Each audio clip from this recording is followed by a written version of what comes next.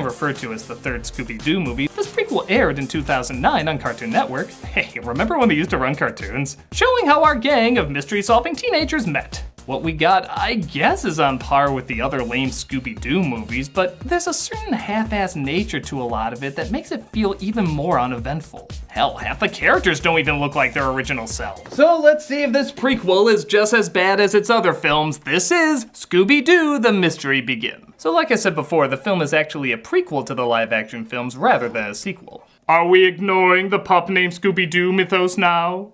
It looks like everything takes place in a town called Coolsville, but we know that's not true. The only population there is us.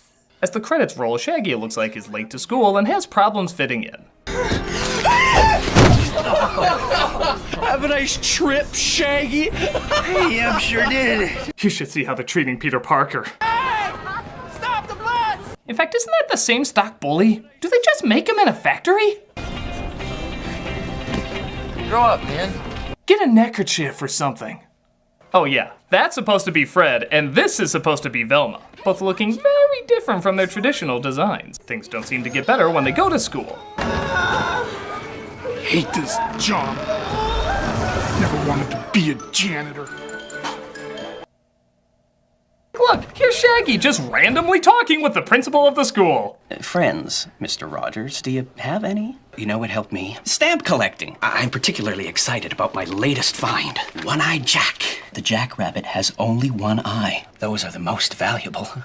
I'm sure all of this will have a connection to their characters. Meanwhile, at an adoption fair, guess who's the pet of the day? He's very affectionate, and he'd bring a lot of joy to any family. Are you kidding? That thing looks like it would eat us out of house and home. Or just eat us. I give credit that Scooby looks more like the cartoon in this version, in that he looks two-dimensional and poorly animated, but sometimes the people's reactions to him are just strange. Like, look at this father and daughter who decide to adopt him.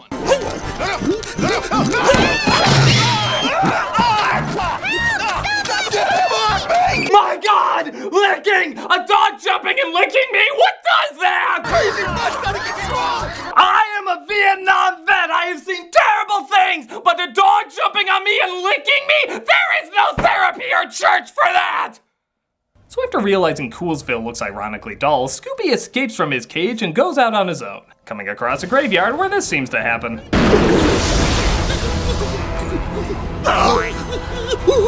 Alright, let's play a game. What's more frightening, the intentionally scary ghost rising up from the grave, or the unintentionally frightening eyes on Yogi Bear's ballsack here?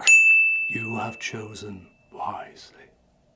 Scooby runs away from the ghost and comes across Shaggy's house where he sneaks in. Whoa, I think this shit just kicked in, man! What's the matter, boys? Something out there got you spooked? Shaggy? Scooby's over there. What's under that sheet and why now? Scooby-doo. Like, I wonder if people call you Scooby. I think anything sounds better than Scoobert. It sounds like someone microwaved Bert and Scooter from the Muppets. It's all levels of unpleasant. There's no reason for my story. Naturally, the two of them get along and they partake in this terrifying dance animation. Now let's play another game. Which of these random face caps will haunt you till your dying day? You know yourself well. They dress him as the scuba bomber and sneak him onto the bus. I'm down, boy. You know, this damn dog has been scary enough already in this film. Do we really want to make him look like a slasher from a low-budget horror film? Actually, screw it. Can we see that film instead? Scooby causes trouble, though, resulting in the bus losing control.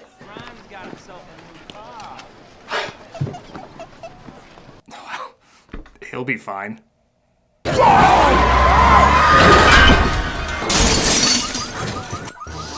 My new car. It had just 2 days left till retirement. Who is responsible for this? Well, clearly the driver, or them. You will spend 2 hours in this room every day starting at 3 o'clock sharp. Got it? Well, we better start Breakfast Club or the Power Rangers. No talking, no texting, and no eating. Not enough they cut my budget, now I've got to do double duty with a bunch of illiterates. Let's hear it for the Random Librarian's Fake Out! It wasn't the least bit convincing, but we had to give some impression the writers were trying. Some. But the room starts shaking as something supernatural seems to be going on.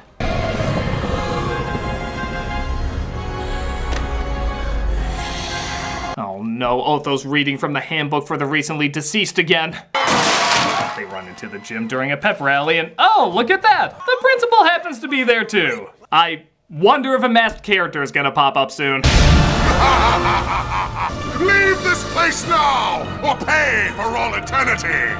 You know, it's sad when a lifeless mascot looks more alive than your supposedly living animal. Whoever chooses to remain here will be doomed! Anyway, the password is Fidelio. Get undressed, let the orgy begin.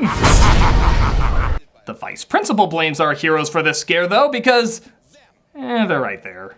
It gives me great pleasure to inform you that you no longer have detentions. Because now you're all suspended. Now if you kindly point me in the direction of something I can go about. Oh yes, that's very good. Scooby-Doo, where are you? Right here. Oh come on, do you even watch this show? It's not right here, it's over here. That's like saying live long and succeed in material terms or be financially successful. I know it's the same thing, but it's not the same thing! Shaggy invites everyone to his house to figure out what the story is behind these ghosts. There's extra chicken soup in the fridge. Thanks, Ma. I'll be on my cell phone all day if you need anything. And I'm leaving you with your favorite friend, Roger. He's going back to the science lab! Fred, Daphne. Hey, Shaggy. Sweet pad, Shag. Thank you. Is that a blacklight drawing of Sammy Davis Jr.? Even for Shaggy, that seems really odd. I mean, it was clearly Sinatra that coined the phrase Scooby-Doo, but knowing these writers, the only Rat Pack they probably know is these guys. You are not gonna believe this. So they look up who the ghosts in the pep rally seem to be. It looks like the Lutesses are up to their old tricks again. Time capsule, what's that? It's a small container used to preserve historical artifacts in order to capture a certain time. Like nostalgia, and the various ways you can cash in on it. So they sneak back into the school so they can examine the scene of the crime. Sheesh, even the background is giving them hints on how to write a better movie. I took the liberty of borrowing this for our investigation. Jinkies. Look at this. What is it? I'm not sure. And based on the fact that this is a high school, I don't know if I want to find out. But the ghosts attack by taking over football mannequins. You know, those usual football mannequins every school has. Care to play around? Come on. Your luck just ran out. Okay, to be fair, I'm a woman from the 1800s. I clearly don't know how to play football. Let's go, Scoob! Hey, Scoob. Where are we? And why do we suddenly look like Snoopy the dog's breast? Creepy stuff happens in the dark, man! They're locked in the freezer, and the next day they're discovered by the vice principal. Plainly, these paranormal poltergeists aren't pussyfooting around. We'll have to call Peter Piper and his peck of peppers for this. The vice principal asks if this was all Shaggy's doing. No, it was just us. Hold on. It wasn't just them. I was there too. So was I. Yeah. I'm Spartacus. Well, I am pleased to inform you that your suspensions have been lifted. Hallelujah! You're now to be executed. Oh yeah, we can do that! They end up getting expelled as Shaggy tries to think of who the other suspects could be. I hate this school. Never wanted to be a janitor. Like I was totally in a trash can down the hall when he said that. I got The Shining! Now I've got to do double duty with a bunch of illiterates. Guys, we got suspects!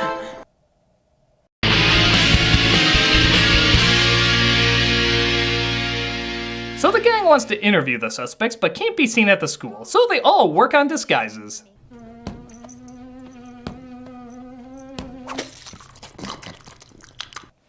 Did Scooby just eat a fly like a frog? You guys have done episodes with the Harlem Globetrotters, Kiss, and Don Knotts. How are you finding new ways to make this more insane?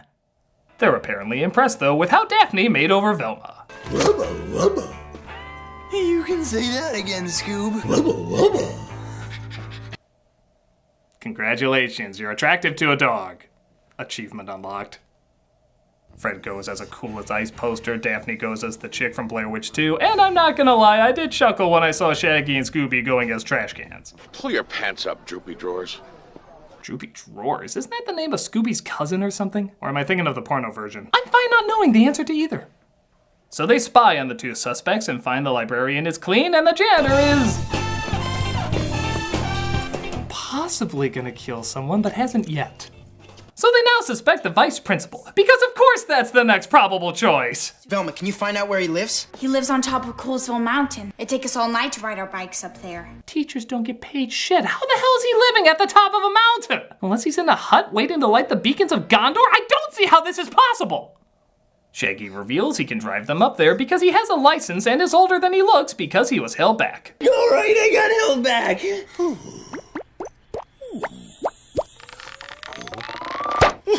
Well, that was a necessary dive into Scooby's thought process. Wouldn't a more fitting conclusion be something like this?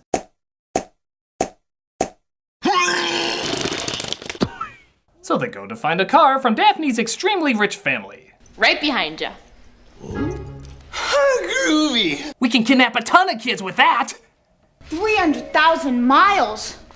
It's a mystery this machine still runs. Cool. Hey, did you also know that the Ghostbuster logo came from a graffiti artist in the subway? Nobody cares! Oh, good. Those are working. And now to just start us up. Is it weird that all I'm thinking about is what that useless toy cameo front and center is thinking? Oh my god, oh my god, oh my god, this ain't a shit. It goes on and on forever. How did this film get greenlit? They drive to the vice principal's house where they have some friendly conversations in the car. What? Oh, nothing. It's just, since we started this investigation, so many of my theories have been disproved. Like the theory that I'm attracted to boys. You were right about the chemical, and you found the name? No, not about that stuff. About you. I refer you back to my last joke. They make it to the vice principal's house where they split up and search for clues. Come on, Scoob, let's see if it works. Precious a daisy. You know, I hear Scooby Offset does an amazing Julius Caesar. His rendition of Ren's Runtryman, Rend Me Your Rears sends shivers down the New York Times Critic, but, you know, he does the fart stuff to pay the bills. Rough. The ghosts appear to be waiting for them and... Why are you going in planes? You're ghosts! That's enough! It's like if Freddy Krueger went into the soul of a fly. So it looks like they solved the mystery of who did it. Time capsule. It's gotta be what he's after. We did it! We solved the mystery! And with 20 minutes to spare, anyone want to play Clue? I bet we'll all suck at it. The ghosts scare them outside, though, where they fall into a trap. I am the great and poorly rendered Oz. He gasses them and takes them to the high school where he forces them to find the capsule or he'll kill Scooby. You'll never get away with this, Vice Principal Grimes. Yes, because those two clearly have the same build of one another. Peter Dinklage was my next guess. Shaggy, what are you doing? Hanging myself. I want out of this film. Scooby-Doo's my dog, and I'd do anything to save him. They all head down to find the capsule where we come across a very strange shipping moment. Are you okay? Never better. Has anyone anywhere ever shipped Velma and Fred? Was that in high demand? I'm gonna take a wild guess and say Scooby and Shaggy have more slash art than these two. It doesn't go anywhere anyway as they trick the villain into coming down. I think we found it. The problem is, it's really heavy. Well, all right. Where is it? Well, come on, let me have it. I insist that you let me have it. And I mean that in a completely unironic way. Oh no, an ironic way! They get the book from him and try undoing the spells, but it only releases more ghosts. And funny enough, they forgot to write in how this affects our heroes as the ghosts never make their way towards them. They just go after random people. I mean, what are we supposed to say here? Oh no, that lady won't be able to microwave her lasagna! It's like saying, I need to find a spell to get rid of these monsters! Ish-kabibble, ish-kaboo! Oh, now it seems there's monsters in Australia. Actually, some of these ghosts may get a little too friendly. I'm just assuming he was tying her shoe. They finally say the spell to send all the ghosts back, but our main villain is still there. You think that changes anything? How long did he have that dynamite lit? It's pretty damn good timing. If even one thing got delayed, the scene would be like... You think that changes anything? I'm still the... Though the film would be a lot shorter. Scooby escapes and saves the day though, leading them to discover really the only person left, and they're still somehow surprised by it. Principal Deal? You ruined everything. This doesn't make any sense. Really? This doesn't make sense? I mean, okay, the guy dressing up as a ghost to get time capsule, I mean, the real world, yeah, I'm sure, but I mean, in Scooby-Doo, really? Of course, he reveals what we already knew, that the rare stamp he was talking about in the beginning was in the time capsule, and this was all a ploy to get it. I feel like there could have been several ways to accomplish this, not including raising the dead, but he says the thing.